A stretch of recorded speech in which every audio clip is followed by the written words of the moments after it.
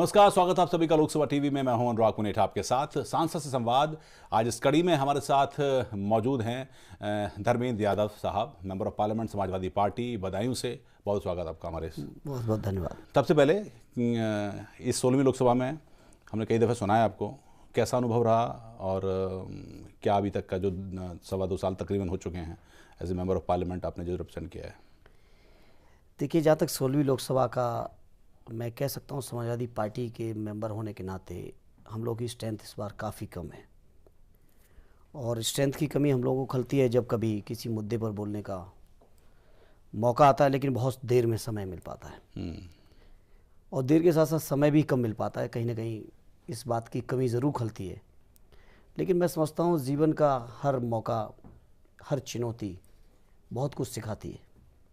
और 16वीं लोकसभा में मैं कह सकता हूँ मुझे कहीं ना कहीं 14वीं और 15वीं लोकसभा से ज़्यादा जिम्मेदारी के साथ पार्टी के लिए बोलना पड़ा, जिम्मेदारी उठानी पड़ी। तो कहीं ना कहीं जिम्मेदारी पहले से ज़्यादा महसूस हो रही है और मैं कोशिश कर रहा हूँ कि उस जिम्मेदारी को पार्टी ने जिस उम्मीद के साथ, नेताजी जिस उम्मीद के साथ मुझे सदन में भेजा है और क्षेत्र के लोगों ने भेजा है, तो मैं कोशिश करता रहता हूँ क्षेत्र से जुड़ी समस्याएँ हों या समाज की जो भी समस्याएँ हैं, जिस काम के लिए भी सदन में मौके मिलते हैं, चर्चाएं होती हैं, उन चीज़ों को मैं उठाने की कोशिश करता रहा हूँ और कर रहा हूँ। अगर मैं थोड़ा सा आपके व्यक्तिगत जीवन में पूछूं, एजुकेशन आना और आप उस परिवार से आते हैं जिस पर कि राजनीतिक है, लेकिन एक बड़ा दबाव भी रहता है कि परफॉर्म करना होगा उसे, तो किस तरह का अनुभव रहा और क्या ये बड़ा स्वाभाविक था कि राजनीति में आते? देखिए, इससे एक संयोग था और चूँकि पारिवारिक बैकग्राउंड था, परिवार में राजनीति पहले से हो रही थी, मेरे जन्म से पहले से आदरणीय नेताजी बहुत पहले से काम कर रहे थे। और मैं जब तक इलाहाबाद यूनिवर्सिटी में पहुंचा, उसी समय इलाहाबाद यूनिवर्सिटी में एक छात्र आंदोलन चल रहा था। उस आंदोलन में तमाम नेता गिरफ्तार हो चुके थे। मैं बीए पार्ट 1 या पार्ट 2 का स्टूडेंट था और पूरे फ्रंट जो लीडर थे, स्टूडेंट लीडर टोटल के टोटल गिरफ्तार थे। मूवमेंट था फीस को लेकर, मूवमेंट था छात्र संघ को लेकर। उसी समय जूनियर छात्र के रूप में ही हम लोग एक एक्टिविटी में बढ़ाए, पॉलिटिकल एक्टिविटी बढ़ाए। वो मजबूरी थी कैंपस की पॉलिटिक्स की, लेकिन वो बढ़ते बढ़ते कहीं ना कहीं आज संसद तक, यहाँ तक मुझे लाके खड़ा किया। उसको मैं 2 ही कारण मानता हूँ। एक तो मेरी पारिवारिक बैकग्राउंड ऐसी थी, दूसरा एक परिस्थिति वो बनी जो छात्र संघ के माध्यम से बनी इलाहाबाद यूनिवर्सिटी में। नहीं, पर आपका रुझान था शुरुआत से क्या आना है या फिर कुछ और रुझान था? जैसे नहीं, उस समय तक रुझान नहीं था, लेकिन पारिवारिक बैकग्राउंड का स्वाभाविक रूप से फ़ायदा भी मिला। आदरणीय नेताजी का मार्गदर्शन लगातार मिलता रहा, तो उस वजह से कहीं ना कहीं परफॉर्मेंस, जो पॉलिटिकल परफॉर्मेंस थी, वो बेहतर कर पाई और आज देश की संसद में मुझे मौका मिला, अब तक 30वीं बार। और मैं सोचता हूँ 36 साल की उम्र मुझे 30वीं बार चांस दिया लोगों ने। जी हाँ, ये काफ़ी अनुभव हो गया।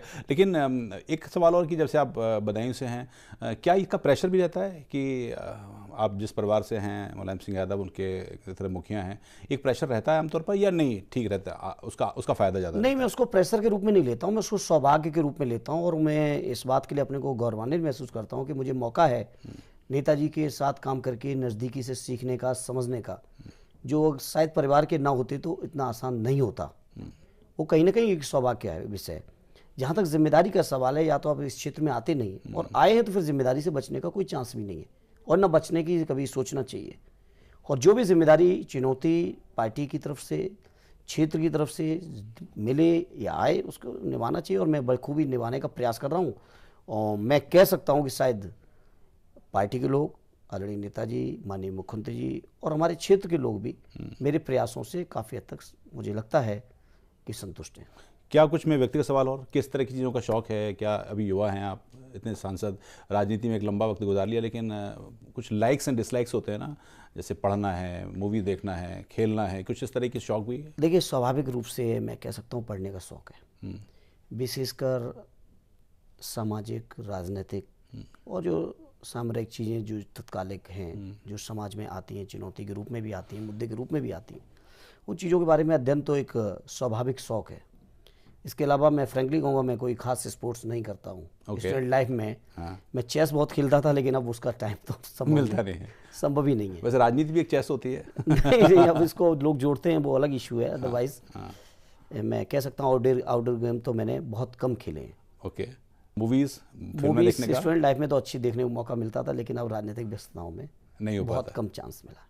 अभी थोड़ा सा राजनीति में आए, क्योंकि अब उत्तर प्रदेश का आने वाला समय इस तरह का होगा धीमे धीमे, चूँकि चुनाव आएंगे। आप उत्तर प्रदेश से आते हैं एक बड़े प्रभाव से, किस तरह की व्यवस्थाएं बढ़ेंगी और चुनौतियां समाजवादी स्वाभाविक पार्टी रूप के? से जब असेंबली के चुनाव आता है तो एमपी के रूप में, पार्टी के नेता के रूप में, कार्यकर्ता के रूप में जिम्मेदारियां बढ़ती हैं। जिम्मेदारियों के साथ साथ मेहनत भी करनी होती है, चुनौती होती है, क्योंकि सरकार लौटानी है। और इसलिए भी लौटानी है क्योंकि उत्तर प्रदेश की ज़रूरत है आज समाजवादी पार्टी। और समाजवादी पार्टी की ज़रूरत इसलिए है क्योंकि समाजवादी सरकार ने प्रदेश को, जो मायावती जी ने प्रदेश को एक बहुत दूसरे रास्ते पर लेके चली गई थी, उस रास्ते से लाके वापस विकास के रास्ते पर समाजवादी पार्टी ने खड़ा किया है। माननीय अखिलेश यादव जी ने, मुख्यमंत्री जी ने खड़ा किया है। और अधिकांश काम मैं कह सकता हूं कि पूरे हो रहे हैं, लेकिन बहुत सारी चीज़ें हैं जो इससे आगे भी ज़रूरत है प्रदेश की। और प्रदेश के लिए मैं कह सकता हूं कि समाजवादियों को लौटना बहुत आवश्यक है। तो समाजवादी पार्टी कार्यकर्ता के रूप में जो भी जिम्मेदारी होगी हम लोग निभाएंगे उसको। पर यूपी में जो पिछले तकरीबन 20 सालों का इतिहास है, 1 बाई 1 है, रिपीट नहीं होता है। एंटी इनकम्बेंसी फैक्टर हो या कुछ भी हो, चाहे वो समाजवादी पार्टी हो या बसपा हो, ये इस तरह का रुझान रहा है। तो ऐसे में मुश्किल नहीं होगा? ये बात आपकी सही है कि 89 के बाद कोई नहीं लौट पाया, ये सच है, इतिहास है। लेकिन उससे पहले का भी इतिहास है जब सरकारें लौटी हैं। और मैं उम्मीद ये करता हूँ कि इस सरकार ने इतना बेहतर काम किया है। अनमूनन आपने महसूस किया होगा, देखा होगा कि सरकार बनने में मुख्यमंत्री के खिलाफ एंटी इनकम्बेंसी होती है, लेकिन ये पहली सरकार है बहुत दिनों बाद जब मुख्यमंत्री जी के खिलाफ किसी तरह की कोई एंटी इनकम्बेंसी नहीं है। और लोग चाहते हैं कि उनके विकास की योजनाओं को और आगे जाएं। इसलिए तमाम चीज़ों पे, तमाम मुद्दों के कारण समाजवादी पार्टी एक ऐसी पार्टी है जिस पार्टी ने अपने चुनाव के घोषणा पत्र में जितनी बातें कही थी उससे ज़्यादा काम करके दिखा दिया प्रदेश के अंदर। वहीं दिल्ली के अंदर भी केंद्र की सरकार है, इस सरकार ने भी बहुत सारे वादे किए 2014 की लोकसभा के समय। और आज 3 बजट पेश हो चुके हैं सरकार के। इसके बाद मैं कह सकता हूं कि जितने इन्होंने वादे किए, अगर 10% भी पूरे उन वादों में से 3 बजट में नहीं कर पाए तो आने वाले 2 बजट में कितना कर पाएंगे, इस बात का एहसास अंदाज हम, आप और हम शायद पूरे देश को है। तो नहीं कर पाएंगे, लेकिन हमने किए हैं, करके दिखाए हैं समाजवादियों ने। और इसलिए उम्मीद है कि समाजवादियों की सरकार फिर से लौटेगी। क्या विकास के नाम पर ही सरकार जाना चाहती है? बिल्कुल, समाजवादी पार्टी, और चूंकि पार्टी के रूप में चुनाव में जाएंगे तो पार्टी का स्पष्ट मन है, स्पष्ट मनसा है कि हम लोग विकास के रास्ते पे, जिस रास्ते प्रदेश को लाए हैं उसी विकास के मुद्दे पर बात करेंगे। बहुत सारे लोग विकास के नाम पे बात कर रहे हैं। वर्तमान में मोदी जी भी विकास के नाम पे आए थे, देश के सरकार बनाई उन्होंने, विकास के उन्होंने ख्वाब दिखाए देश को, लेकिन वो पूरा कर पा रहे नहीं कर पा रहे इसकी तो समीक्षा देश की जनता करेगी। लेकिन जहां तक समाजवादियों का सवाल है, समाजवादियों ने पूरे विकास के रास्ते पे लाके आज प्रदेश को खड़ा किया है। आज जब हम आप दिल्ली से चलेंगे 2 अक्टूबर के बाद लखनऊ तक आप 5 घंटे में दूरी तय करोगे। उसके आगे अगर आप बलिया तक भी जाना चाहोगे तो उसके लिए भी समाजवादी सरकार एक्सप्रेसवे को और एक्सटेंशन कर रही है। यूपी का मैं समझता हूँ हिंदुस्तान में सबसे बड़ा एक्सप्रेसवे, हिंदुस्तान के जितने भी प्रांत हैं, जितना मेट्रो यूपी में बन रही है, नोएडा, ग्रेटर नोएडा, गाजियाबाद, लखनऊ, बनारस, कानपुर, मेरठ, इलाहाबाद, इन तमाम शहरों में मेट्रो जैसी सुविधाएं आ रही। प्रदेश के 75 जिला मुख्यालयों में 44 मुख्यालय ऐसे हैं जो आज 4 लेन से जुड़ चुके हैं। 55 लाख गरीब महिलाओं को हम लोग कोशिश कर रहे हैं समाजवादी पेंशन के माध्यम से उनको सहूलियत देने की। इस तरह की एक नहीं, 1090 वुमेन पावर लाइन को भी हम लोगों ने बढ़ावा दिया है। 108 एम्बुलेंस, 102 एम्बुलेंस, एक नहीं अगर गुनाएंगे तो आपके पास समय कम पड़ेगा। इतनी स्कीमें चलाई जिनसे लाखों करोड़ों लोग लाभान्वित हो चुके हैं आज की तारीख तक। तो इस तरह की बहुत सारी योजनाएं चलाएंगी प्रदेश में। उन योजनाओं की दम पर मुझे विश्वास है कि समाजवादियों को लोग दोबारा मौका देंगे। ठीक है, आपसे और भी अब थोड़ा राजनीतिक क्षेत्र में संसद सदस्य के तौर पर आपने जो काम किए हैं वो बात करेंगे। वक्त तो चला एक छोटे से ब्रेक का, ब्रेक के बाद धर्मेंद्र जी से बात आगे करेंगे।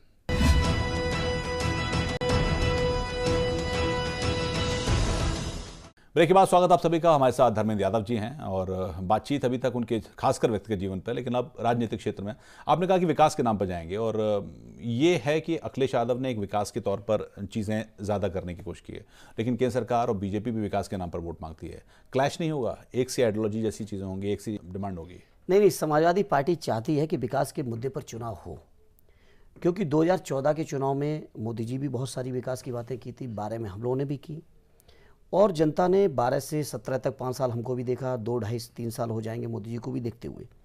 लोगों को एहसास होगा कि किसने वादे कितने किए और कितने वादे किसके सच हैं। और आज हम फख्र के साथ कह सकते हैं कि समाजवादी पार्टी ने जितने वादे किए थे उससे ज़्यादा जनता के बीच काम करके जमीन पर उतार के दिखाया है। मोदी जी ने भी 14 में बहुत वादे किए, लेकिन आज मैं कह सकता हूँ कि 3 बजट पेश होने के बाद मोदी जी ने एक भी वादे को पूरा नहीं किया। मोदी जी ने कहा था किसानों को 1.5 गुना समर्थन मूल्य देंगे। आज बीजेपी के लोगों से मैंने सदन में कई बार सवाल किए, आज तक उसका जवाब नहीं आया। उन्होंने कहा था काला धन लौटाने को, आज तक सूचना नहीं है, शायद आपके पास कोई हो तो मुझे बता दीजिएगा। उन्होंने कहा था कि हर खाते में 15 लाख पहुंच जाएंगे। उन्होंने कहा था और बहुत सारी चीजें, 2 करोड़ रोजगार देंगे हर साल। हम पूछना चाहते हैं कि लगभग 2.5 साल की सरकार हो चुकी है, 3 बजट आप पेश कर चुके हो, इन तमाम बातों में से आपने क्या किया? और देश की जनता को, प्रदेश की जनता को देखने का मौका है कि किसने क्या वादे किए थे, किसने कितने वादे पूरे किए और किसने वादा खिलाफी की जनता से। स्वाभाविक रूप से जिसने वादे पूरे किए हैं, जनता स्वाभाविक रूप से उसका सम्मान रखेगी, इस बात का मुझे यकीन भी है और यकीन मुझे होना चाहिए। मुख्य चुनौती और मुख्य अगर हम उसकी बात करें तो बसपा से ही है, और बसपा को कैसे आप देखते हैं? देखिए, एक और समाजवादी पार्टी बहुत आगे है, बाकी उसके सामने कौन होगा ये आपस में वो सब तय करें, चाहे वो बहुजन समाज पार्टी हो, चाहे बीजेपी के लोग हो या कांग्रेस के लोग भी कुछ ताकत दिखाने की कोशिश कर रहे हैं, वो आपस में अपना तय करें कि किसको किसने लड़ाई किससे लड़नी है। जहाँ तक समाजवादियों का सवाल है, समाजवादी लोग अपने रास्ते पर, अपनी नीतियों पर, अपने कार्यक्रमों पर, सरकार की उपलब्धियों पर, मुख्यमंत्री जी के चेहरे पर जनता के बीच हैं। समाजवादियों की राय स्पष्ट है कि हमने ये किया है और आने वाले समय के लिए भी जब चुनाव आएगा तो उससे पहले पार्टी का एक घोषणा पत्र आएगा। पिछली बार भी 2012 में घोषणा पत्र के साथ हम लोग आए थे, राहुल जी को बर्दाश्त नहीं हुआ था, उन्होंने घोषणा पत्र हमारा फाड़ा था और कहा था ये झूठ का पुलिंदा होगा।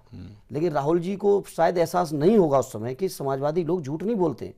समाजवादियों की पहचान ये है कि जो कहते हैं जनता के बीच, जो करके दिखाते हैं, और करके दिखाया आदरणीय नेताजी ने दिखाया। जिस स्वच्छता अभियान की मोदी जी बात करते हैं, मैं कह सकता हूं 1990 में जब नेताजी पहली बार मुख्यमंत्री थे, उस समय उन्होंने इस बात को ऐलान भी किया था और शुरुआत भी की थी, जिसको आज 2014 में मोदी जी भुनाने का प्रयास कर रहे हैं, तकरीबन 24 साल बाद। ये नेताजी की सोच उतनी पहले की थी।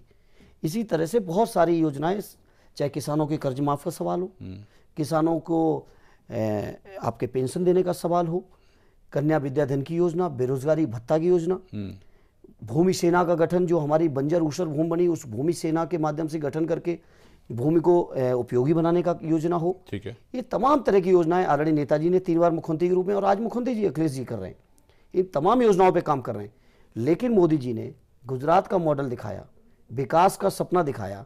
वो विकास के सपने से आज मैं कह सकता हूं, जब मुझे नहीं पता गुजरात में कैसे उन्होंने क्या किया या नहीं किया, ये गुजरात के लोग जाने, लेकिन देश की जनता आज निराश है। चलिए, ये तो बात है, लेकिन आप ये नहीं बता रहे हैं कि मुख्य लड़ाई किससे रहेगी, बसपा से? वो आपस में तय करें। समाजवादी पार्टी को इन बातों की चिंता नहीं है। अच्छा। समाजवादी पार्टी अपनी नीतियों पर, अपने कार्यक्रमों पर, अपनी सोच पर, अपने विकास की योजनाओं पर, मुख्यमंत्री के चेहरे पर। कांग्रेस ने अपने पुराने कुछ चेहरों को उतारा है, दिग्गजों को उतारा है, कहने से। ये तभी उनका अपना आंतरिक मामला है, वो जिसको चाहे उतारें, जिसको चाहे वापस करें। लेकिन जिनको उतारा है, वो दिल्ली में उनका क्या हश्र हुआ वो भी आपके सामने है। वो लोग जब दिल्ली में राज कर रहे थे, उस समय उत्तर प्रदेश के लोगों के बारे में क्या कह रहे थे, ये भी प्रदेश की जनता भूली नहीं है। क्या कहा था उन्होंने दिल्ली के अंदर मुख्यमंत्री के रूप में? तो उत्तर प्रदेश और बिहार के लोगों ने आके दिल्ली को गंदा किया है, ये बस शब्द थे उनके यूपी के, दिल्ली के मुख्यमंत्री के रूप में। आज वो यूपी के मुख्यमंत्री बनने गई हैं कि ख्वाब देख रही हैं, या सपना है, या उम्मीदवार हैं। किसी को भी ख्वाब देखने का हक है, सपना देखने का भी हक है, पार्टियों को उम्मीदवार तय करने का भी हक है, लेकिन असली निर्णय प्रदेश की जनता को करना है। और जनता सबको नापेगी, सबको देखेगी, सबको तौलेगी और आपके निर्णय लेगी। और जब तमाम बातों पर जनता सोचेगी तो मैं मानता हूं कि समाजवादियों से बेहतर जनता की नज़रों में कोई दूसरा हो नहीं सकता। एक थोड़ा सा और मैं आप जब मिलते होंगे, लोगों से बात करते हैं, मीडिया से मिलते हैं, पार्लियामेंट में, समाजवादी पार्टी के तमाम चीज़ों के बावजूद भी चुनौती क्या है? जैसे आपने कहा कि बहुत काम हुआ है, एक छवि को लेकर कहा जाता है कि समाजवादी पार्टी की छवि, PR जो भी कह लीजिए, वो उतना बेहतर नहीं है। क्या ये मानते हैं चुनौती? देखिए, समाजवादी पार्टी की छवि बहुत बेहतर है। उत्तर प्रदेश के मुख्यमंत्री के रूप में सबसे ज़्यादा लोग पसंद करने वाले अखिलेश यादव जी को हैं। और अखिलेश जी की एक काबिलियत है, ये खूबी भी है कि जहां उनको बुजुर्ग लोग अपने बेटे के रूप में स्वीकार कर रहे हैं, वहीं नौजवान अपने भाई के रूप में उनको स्वीकार कर रहे हैं। नौजवानों की उम्मीदें उनसे जुड़ी हुई हैं, वहीं महिलाएं उनका अलग से सम्मान कर रही हैं। इस बात को लेकर के उन्होंने तमाम योजनाएं चलाई हैं। बच्चों को एक अलग उम्मीदें हैं। समाज का कोई वर्ग नहीं जिस वर्ग को आज अखिलेश जी के ऊपर विश्वास ना हो, भरोसा ना हो, या आने वाले समय के लिए उम्मीदें ना हो। सब कुछ है। ये बात सही है, ऐसा लोग महसूस करते हैं। लेकिन ये इंप्रेशन भी आता है कि उनकी चलती कम है, वो कभी नाराज होते हैं, उनको अपना वजन दर्शाना पड़ता है। और जो बुजुर्ग हैं, चाहे वो घर के जो बड़े हैं, उनसे अपनी बात मनवानी पड़ती है। आज आपको बता दूं, जिसके पास कोई मुद्दा नहीं है, जिस विपक्ष के पास, वो इन बातों को कहते हैं। स्वाभाविक रूप से आदरणीय नेताजी पार्टी के राष्ट्रीय अध्यक्ष हैं, वरिष्ठ हैं, तो उनका एक अपना स्थान और सम्मान रहना है। इसमें अगर किसी को आपत्ति तो रहे, लेकिन समाजवादी पार्टी को, माननीय अखिलेश जी को तो आपत्ति नहीं है। स्वाभाविक रूप से पार्टी के और भी तमाम राजनीतिक लोग होते हैं, हर दल में होते हैं, राय मशवरे होते हैं, लेकिन जहां तक सवाल मुख्यमंत्री के रूप में निर्णय लेने का होता है, वहां माननीय अखिलेश जी स्वयं निर्णय लेते हैं, और एक बार नहीं कई मौकों पे आपने देखा है उनको। ये अलग बात है कि वो जताते नहीं हैं। कुछ लोग जताने में विश्वास करते हैं, कुछ लोग केवल भाषण देने में विश्वास करते हैं, कुछ लोग गुस्सा दिखाने में विश्वास करते हैं, कुछ लोग कैबिनेट के निर्णय फाड़ने में विश्वास करते हैं, कुछ लोग करते कुछ नहीं, केवल भाषण देने में विश्वास करते हैं। ये उनकी संजीदगी है कि वो तमाम चीज़ों को जताते नहीं। लेकिन जहाँ तक मुख्यमंत्री का सवाल है, अगर उन्होंने इतना बेहतर काम ना किया होता तो 22 करोड़ लोगों में आज सबसे लोकप्रिय, सबसे ज़्यादा आज उनकी डिमांड कैसे है? कहीं ना कहीं उन्होंने बेहतर काम किया है, तब आज डिमांड जनता की, उत्तर प्रदेश जनता में। वक्त एक और छोटे से ब्रेक का है। ब्रेक के बाद सांसद के तौर पर जो मुद्दे उठे, या फिर इन 2 सालों में कौन कौन सी ऐसी गंभीर बहस सदन में हुई जो कि जिसमें भाग लिया धर्मेंद्र जी ने, बात करेंगे छोटे से ब्रेक के बाद।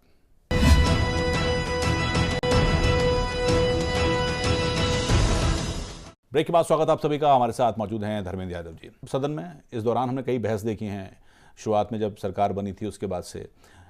उसको मैं शुरुआत करूं, लेकिन 2014 के लोकसभा चुनाव क्या छोड़ा झटका थे समाजवादी पार्टी के? यूपी से जितनी सीटें संभव था, स्वाभाविक रूप से समाजवादी पार्टी के गठन के बाद अब तक सबसे कम संख्या में हम लोग लोकसभा में पहुंचे। 5 सीटें थीं और हम लोग परिवार के ही लोग जीत पाए थे, आदरणीय नेताजी, मैं और आदरणीय डिम्पल जी, अक्षय और तेज। स्वाभाविक रूप से संख्या की दृष्टि से हम बहुत कमज़ोर थे। वहीं बीजेपी के लोग बहुमत के साथ और तमाम सहयोगी दल मिला दो तो तकरीबन 350 के आसपास सांसद उनके पक्ष में थे। चुनौती थी चुनौती, और आज भी है, और जब तक अगली लोकसभा गठित होगी तब तक हम लोग समाजवादियों के लिए चुनौती है, क्योंकि हम संख्या में कम हैं। लेकिन हम कम होने के बावजूद जो देश के गंभीर मुद्दे हैं, देश की सुरक्षा से जुड़े मुद्दे हैं, आंतरिक सुरक्षा से जुड़े मुद्दे हैं, बाहरी सुरक्षा से जुड़े हैं, राष्ट्रीय महत्व के जो मुद्दे हैं, उसमें आदरणीय नेताजी लगातार बात को मजबूती के साथ रखें, बनाए इस बात की चिंता करें कि हम लोग कितने सदस्य आगे हैं, पीछे हैं, साथ हैं या नहीं हैं। और मैं कह सकता हूं कि आदरणीय नेताजी जब जिस किसी मुद्दे पे खड़े हुए सदन के अंदर, तो उस मुद्दे पर सरकार को मानना पड़ा नेताजी की बात को, क्योंकि नेताजी की बात में इतनी सच्चाई और इतने, मैं कह सकता हूं कि सच्चाई के पास थी चीज़ें कि सरकारों को भी मानना पड़ा। आज भी चुनौतियां हैं, लेकिन इस चुनौती के बीच भी कहीं ना कहीं निखरने का भी मौका मिलता है, कहीं ना कहीं कुछ कर गुजरने का भी मौका मिलता है। तो समाजवादियों लोग अपनी जिम्मेदारी से कहीं पीछे नहीं है। मैंने पब्लिक मीटिंग्स में भी कहा, और आज आपके चैनल पे मैं कह रहा हूँ, हम लोग संख्या में भले ही कम में 5 हैं, लेकिन 5 होने के बावजूद हम लोग किसी भी तरह की कोई भी जो जनहित की चीज़ें हैं उस पर हम लोग कंप्रोमाइज़ करने वाले नहीं हैं। एक नहीं, कई उदाहरण मैं आपको दे सकता हूँ। CSAT का इशू आया इसी सदन के अंदर, समाजवादियों ने लड़ाई लड़ी, और समाजवादियों की लड़ाई की वजह ही सरकार को पीछे हटना पड़ा और CSAT वापस लेना पड़ा। इसी तरह से एक मुद्दा आया, जनहित का मुद्दा था, भूमि अधिग्रहण का बिल। उसमें जिस तरह से इन्होंने अध्यादेश लाए 2-2-3-3 अध्यादेश के बाद इन्होंने जिस तरह से बिल लाके अमेंड करना चाहा, जो कि बिल मैं कह सकता हूं कि जन विरोधी बिल था। उस बिल को हम लोगों ने समाजवादियों की लड़ाई, मैं कह सकता हूं और भी दलों ने इस बात को लड़ाई लड़ी, मैं इनकार नहीं करता, लेकिन समाजवादियों ने भी निर्णायक लड़ाई लड़ी उसमें, और सरकार को पीछे हटना पड़ा। ऐसे कई मौके हैं जिन मौके पर सरकार ने अगर कोई गलत कानून बनाने की कोशिश की, सरकार ने कोई गलत निर्णय लेने की कोशिश की, तो समाजवादियों ने उस पर अपना पुरजोर विरोध भी दर्ज कराया, और समाजवादियों के विरोध का असर भी हुआ कि बहुत सारे दलों ने भी उसके सहयोग भी किया है। मैं इस बात को नहीं कहता कि अकेले हमने किया है, और भी दलों ने सहयोग किया है, लेकिन तमाम दलों के सहयोग के बाद लोकसभा के अंदर बहुत सारी चीज़ें हम लोगों ने रोकने में सफल हुए। जहाँ तक राज्यसभा का सवाल है, आज मैं कह सकता हूँ समाजवादी पार्टी बहुत मजबूत स्थिति में। 19 से आज सांसद हैं राज्यसभा में समाजवादी पार्टी के, और राज्यसभा में नंबर 3 की पार्टी भी है हमारी। तो राज्यसभा में तो कोई ऐसी बात नहीं, लेकिन लोकसभा में भी हम लोगों ने निर्णायक कोशिशें की हैं। मुलायम सिंह जी का चूंकि कद इतना बड़ा है, लिहाजा उनके तो सुनते हैं, पर एक सांसद के तौर पर, युवा सांसद के तौर पर आपकी समझ और आपके पार्टिसिपेशन जिस हिसाब से बढ़ा है, वो अनुभव इस बार कैसा रहा? और क्या युवा होने के फ़ायदे ज़्यादा होते हैं या नुकसान ज़्यादा होता है? नहीं, स्वाभाविक रूप से फ़ायदे ये हैं कि अभी आप एक्सपीरियंस ले रहे हैं। अभी सीधी जिम्मेदारी भी आपके ऊपर नहीं आती, क्योंकि आपसे बड़े लोग जिम्मेदार बैठे हैं। हाँ। लेकिन सीखने का मौका मिला, नेताजी के सानिध्य में रह के, उनके साथ रह के, और नेताजी के साथ साथ और भी सदन के वरिष्ठ लोगों के बीच बहुत कुछ सीखने को हम लोगों को मौका मिल रहा है। और मैं अपने क्षेत्र की, चाहे मैनपुरी क्षेत्र से रहा हूँ, चाहे आज बदायूं से 2 बार हूँ, मैं अपने लोगों को, क्षेत्र के लोगों को आभार धन्यवाद देता हूं, उन्होंने मौका दिया इतने कम समय में। मैं आज लोकसभा की तमाम चीज़ों को इतना सीखने का मौका मिला। अनमुनन नहीं मिल पाता है, बहुत एज पे जाके लोगों को चांस मिलता है सदन में आ पाने का। ठीक बात है। लेकिन इस मामले में कम से कम मैं कह सकता हूँ सौभाग्यशाली हूँ कि क्षेत्र के लोगों ने मौका दिया, पार्टी ने मुझे मौका दिया। तो बहुत कुछ है, लेकिन एक युवा के तौर पर जिम्मेदारियों का भी एहसास रहता है। कहीं ना कहीं यूथ, जो आज कह सकता हूँ कि हिंदुस्तान दुनिया का सबसे युवा देश है, युवा देश की सबसे बड़ी आबादी भी युवाओं की आज है, तो कहीं ना कहीं उम्मीदें भी युवाओं की सबसे ज़्यादा हैं। सबसे अच्छी डिबेट, सबसे अच्छी बहस जो आपको यादगार रही हो? हमने इंटॉलरेंस पे बहस देखी थी, कॉन्स्टिट्यूशन पे यहाँ पर बहस देखी है, फिर बजट की स्पीचीज में बहस होती है। आपके हिसाब से जिसमें कई एक हुई हैं और तुलना करना तो बहुत कठिन है, लेकिन जिन चर्चाओं की आपने चर्चा की, मुझे अभी तक याद है एक बहस जो हुई थी 2010 में, आई थिंक हुई थी, पिछली लोकसभा में था, जाति जनगणना पे। मैंने देखा कि पूरा सदन एक हुआ। इसी तरह से जब संविधान संशोधन का सवाल था, पूरा सदन एक था। इंटॉलरेंस पर जरूर बातें अलग अलग थीं, लेकिन बहुत गंभीरता से बातें निकल के आईं। इसी तरह से जो आपका लास्ट टाइम जब 2013 में पास हुआ बिल भूमि अधिग्रहण का, बहुत गंभीर चर्चाएं हुई। तो बहुत मौके आए, अब उनमें चर्चाओं में भी अगर तुलना करेंगे तो बहुत कठिन हो जाएगा, क्योंकि एक नहीं कई एक चर्चाएं सदन के अंदर बहुत बेहतरीन हुई हैं। और एक सांसद के रूप में बहुत कुछ सीखने को मिला इन चर्चाओं में भी, और कई चर्चाओं में खुद भी बोलने का मौका मिला, भाग लेने का मौका मिला। इंटॉलरेंस पे मैं खुद भी बोला था पार्टी की ओर से, भूमि अधिग्रहण पे मैं खुद बोला था पार्टी की ओर से। तो बहुत सारे अनुभव भी मिले, और कहीं ना कहीं जहां आप सदन में पार्टी को रिप्रेजेंट जब करते हैं तो पूरी पार्टी, और पूरी पार्टी के साथ साथ जो पार्टी को मानने वाले लोग हैं, और मानने वालों के साथ साथ देश के जितने प्रभावित लोग हैं, कहीं ना कहीं उनकी आवाज़ अगर आप उठा रहे हैं तो एक गौरव का, एक सौभाग्य का अनुभव तो होता ही है। इस सरकार के बारे में, इन सरकार ने जो दो सालों में काम किया है, कुछ अच्छा हुआ आपके हिसाब से उस तरह का परफॉर्मेंस? क्योंकि सरकार ने बहुत सी बातें की इस दौरान कि हमने 2 साल में ये अचीव कर लिया। आप सांसद तौर पे क्या देखते हैं? बातें तो की, बातें आज भी कर रहे हैं, बातें वो हर तरह से कर रहे हैं। वो मन की भी बात कर रहे हैं, वो सदन में भी कर रहे हैं, वो भाषणों में भी कर रहे हैं, वो विदेशों में भी कर रहे हैं। लेकिन ठोस परिणाम के तौर पर अभी हम कह सकते हैं कि जो उम्मीदें 2014 में जनता ने लगाई थी, देश की जनता ने, और उसी उम्मीदों के साथ भेजा था, 30 सालों बाद मेजॉरिटी दी थी देश की जनता ने, लेकिन उन उम्मीदों में कहाँ पूरे हो पाई, ये तो मैं नहीं कह पा रहा हूँ और न मैं समझ पा रहा हूँ। और मैं कह सकता हूँ कि अभी उन उम्मीदों तक ये सरकार आसपास भी नहीं आई, दूर दूर तक नहीं पहुँच पाई है। आधा समय लगभग निकल चुका है। लगभग आधा समय। 3 बजट पास हुए। इंपॉर्टेंट चीज़ होती है सरकार की नीति का, सबसे महत्वपूर्ण चीज़ बजट पास होना। 3 बजट पास कर चुके, 2 ही बजट शेष हैं। 3 बजट पास करने के बाद कोई गंभीर निर्णय नहीं। किन बातों पे आप बात करते हो? किसानों को देने की बात है, ये बजट तो खासकर किसानों को समर्पित देने की बात कही है सरकार ने। क्या समर्पित किया किसानों को? आज मैं कह सकता हूं, आज मेरे पास आंकड़े हैं कि जो ओलावृष्टि के लोग किसान प्रभावित थे, यूपी में कि सरकार ने 7500 करोड़ मांगे, आपने 2800 करोड़ दिए। यूपी की सरकार, मैं अकेले यूपी का आंकड़ा दे रहा हूँ। बुंदेलखंड पैकेज आपने वापस ले लिया। आपने जो केंद्रांश का सवाल होता था, जहां 10 और 90 का रेशियो होता था, आपने 40 और 60 कर दिया। बहुत सारे प्रदेश ऐसे हैं कि जो 40 और 60 के रेशियो को अगर केंद्र की योजनाओं में डाल देंगे तो उनके पास अपने लिए कुछ करने को नहीं बचेगा। बहुत सारे प्रदेशों की स्थितियां ऐसी हैं। तो आपने हर चीज़ को डाइल्यूट करने की कोशिश की, और हर सवाल पे क्या किया कि आपने कहा कि भाई फाइनेंस कमीशन की रिपोर्ट थी, मैंने 42% दे दिया प्रदेशों को। 42 से देने से केवल 32 से 42 आपने पहुंचा दिया 10% के बदले। और मैं कह सकता हूं कि उस 10% के बदले आपने जितनी केंद्रांश था, केंद्रीय जो वित्त पोषित योजनाएं थी, उन सबको वापस ले लिया। ज़्यादातर योजनाएं वापस ले ली, या उन योजनाओं में 40 और 60 का रेशियो कर दिया।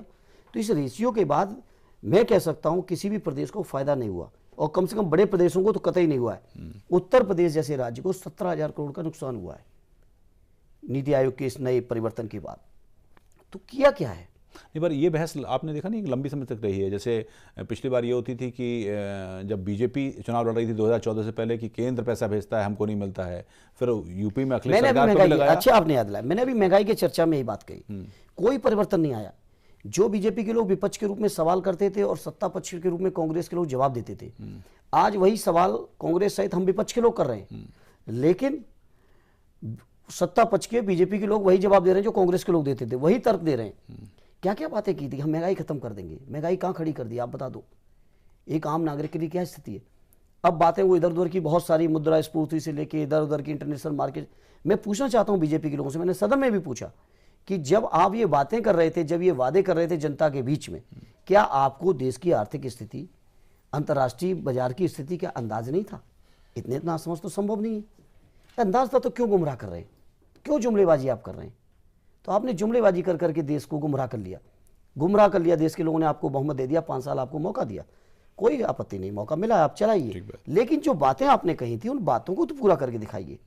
और मैं ऐसा व्यक्ति, मेरे ऐसा राजनीतिक कार्यकर्ता तो कहीं महसूस कोई बड़ा परिवर्तन नहीं कर पा रहा है। बड़ा परिवर्तन कहीं महसूस ही नहीं हो रहा। अब कहीं आपको हो रहा तो मुझे कुछ कहना नहीं। इसका फायदा मिलेगा यूपी में?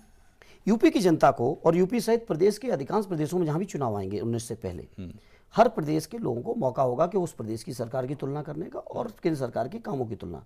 यही आने वाले 17 में यूपी के लोगों के बिलीव है, उनके पास मौका है। एक और उत्तर प्रदेश सरकार है जिसने अपनी नीतियां, कार्यक्रम, वादों के साथ आए थे, 5 साल मौका मिला, काम किया है। जो काम किया है वो जनता के बीच है। इसी तरह से दिल्ली की सरकार का भी लगभग तक 3 साल का कार्यकाल पूरा हो चुका होगा। और दिल्ली की सरकार से भी प्रदेश की जनता को जो उम्मीदें थी, ये सच है कि आज उत्तर प्रदेश की बदौलत बैठे हैं दिल्ली में सरकार में बीजेपी के लोग या मोदी जी, लेकिन उत्तर प्रदेश की लगातार उपेक्षा हो रही है। बिजली के क्षेत्र में उपेक्षा हो रही है, रेल के क्षेत्र में उपेक्षा हो रही है। कोई ऐसा क्षेत्र नहीं जिस क्षेत्र में उत्तर प्रदेश की उपेक्षा न हो रही हो दिल्ली के द्वारा। और उत्तर प्रदेश के लोग लगातार सहयोग कर रहे हैं। चलिए, इस उम्मीद के साथ कि आपकी बातें पहुंचे, सरकार तक भी पहुंचे और उत्तर प्रदेश की जनता तक भी पहुंचे। विस्तार से सभी विषयों पर बात करने के लिए, स्टूडियो में आने के लिए आपका बहुत धन्यवाद। आपको बहुत बहुत धन्यवाद कि आपने मौका दिया मुझे अपनी बात को रखने का। आपका भी बहुत धन्यवाद। तो धर्मेंद्र यादव जी, जिन्होंने की सभी बातों का प्रदेश की राजनीति किस दिशा में है, सांसद के तौर पर उनकी उपलब्धियां क्या रहीं, किन किन बहस में उन्होंने हिस्सा लिया और देश के महत्वपूर्ण विषयों पर, खासकर केंद्र सरकार ने अब तक जो काम किया उस पर अपनी राय रखी। इस खास कार्यक्रम सांसद से संवाद में आज इतना ही। नमस्कार।